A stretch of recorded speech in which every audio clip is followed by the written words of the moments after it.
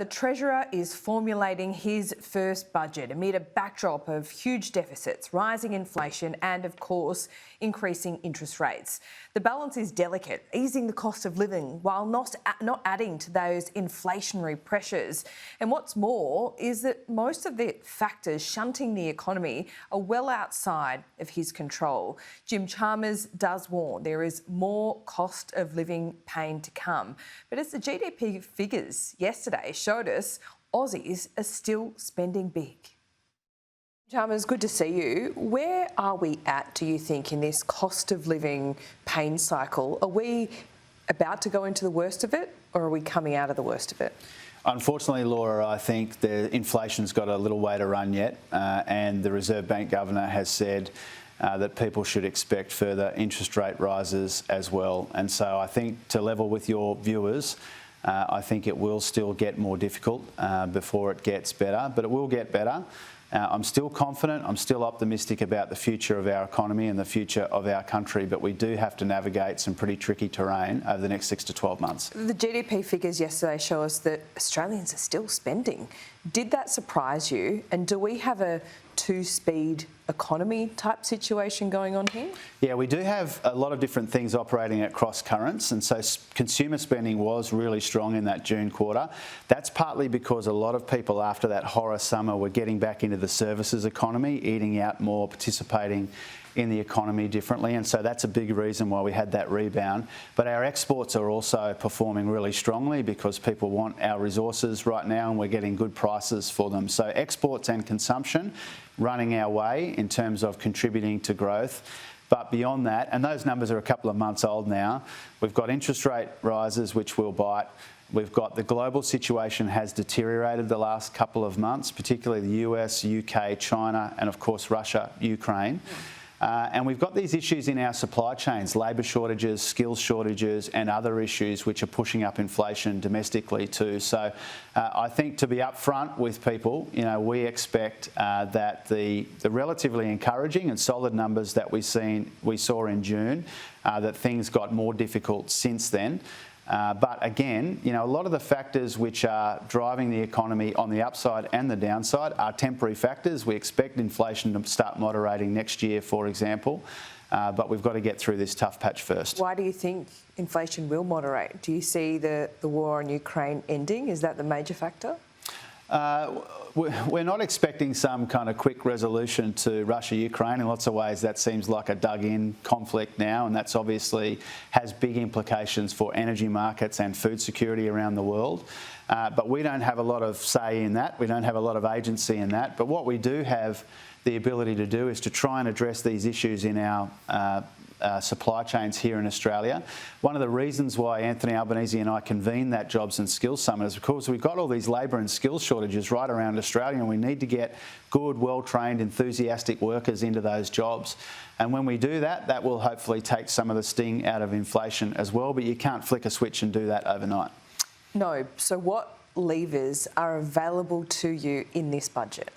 So the budget will be about a few things. It'll firstly be about how do we provide some cost of living relief in a responsible way that doesn't add to the pressure on the Reserve Bank, that isn't counterproductive. And so what we try to do there is say, where can we make it easier for people in their household budgets in a way that delivers an economic benefit as well? So childcare is the most obvious example, where you provide substantial cost of living relief, but it's also good for the economy because it provides more workers into the economy, particularly newer parents and especially newer mums. And so that's that'll be a game changer for the economy when that happens. Why not do it sooner then? Well, because we've got to make sure that the system can absorb it, and also because it costs a lot. You know, it's already the biggest on-budget commitment that I'll be making in October will be childcare investment. So it costs quite a bit more to bring it forward. It's only 6 months difference, but it costs quite a lot. But practically, I mean, it's kind of weird to start it off halfway through the school year. I know it starts at the beginning of a financial year, but why not start it when, you know, the school year starts? Well, we've got to make sure the system's ready for it, and we've got to, and also, I mean, we've got to be upfront. We've got $1 trillion of debt in the budget. We found $5 billion for this game-changing investment, but we've got to be really careful about how much we spend here. We've got to make room for it. We've got to get bang for buck. We've got to make sure the system's ready for it. So part of the budget, cost of living relief, also investing in some of these issues in our supply chain, so energy, skills, the NBN, all of these important areas. And so then you're not talking about immediate subsidy type relief here, because that would be inflationary. Is that what you're talking about? Well, first of all, I mean, the budget's not finished yet. You know, we're meeting around the clock and working around the clock. The budget's about 6 or 7 weeks away.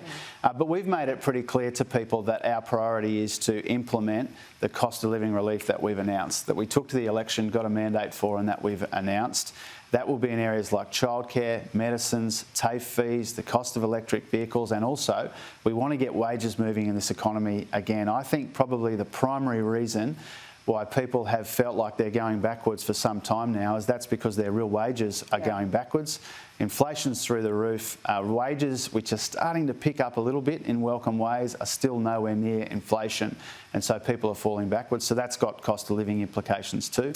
And then the third thing for the budget is to crack down on some of these rorts and some of this waste that we've seen in the budget. We found an $18 million grant that we won't be proceeding with, for example, for this so-called leadership foundation. That's a good start, but not enough. No, it's not going to touch the sides. So the budget will also have some more of that. Okay, so I think people sitting at home are looking at company profit reporting season and seeing some of these commodity companies, but not just commodities, outside of that, reporting record profits. I mean, history making profits.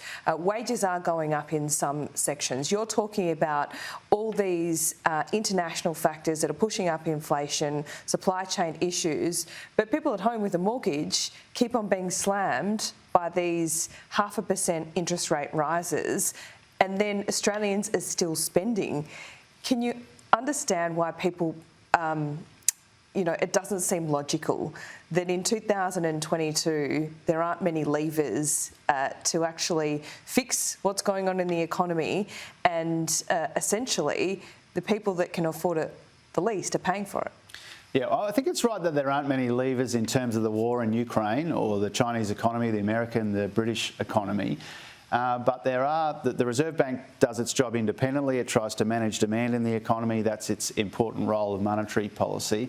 But for us, I think there are levers we can pull. I think fee-free TAFE is an important lever in terms of filling skills shortages. I think a sensible migration program is part of the story that we got broad agreement for at the Jobs and Skills Summit. I think investing in the NBN and the digital economy has the potential to turbocharge our economy without adding to these inflationary pressures. So I do think there are things that we could do, but we need to be realistic about that too. We've got inflationary pressures coming at us from around the world, but we've also got, as the Reserve Bank Governor said on Tuesday, some domestic sources of inflation as well. My job is to focus on areas where we can make a meaningful difference: cost of living, investing in supply chains, making the budget more responsible and more sustainable. These are where governments can make a difference in Australia, and that's where we're focused. Just before I let you go, Philip Lowe obviously has been the Governor of the RBA at a really tough time, but how important is it, do you think, that Australians have faith in him? Do you think they maintain that faith? Is he the right guy post-COVID? Well, I try not to personalise it. My job is to make sure the Reserve Bank's got the right settings. I'm doing a review of the Reserve Bank to make sure that it's got the best objectives, the best board composition, the best way of going about taking these really difficult decisions with big consequences for Australians right around the country. And so I try not to personalise it. I've never taken pot shots at the Governor. I don't see my RBA review as some sort of effort, some sort of witch hunt about personalities in the Reserve Bank. But Phil Lowe will be speaking later today, and he'll be providing his thinking and the context around the decisions that he's taken. That's appropriate. My focus is on my job and what I can do. Jim Chalmers, thanks for your time. Thanks, Laura.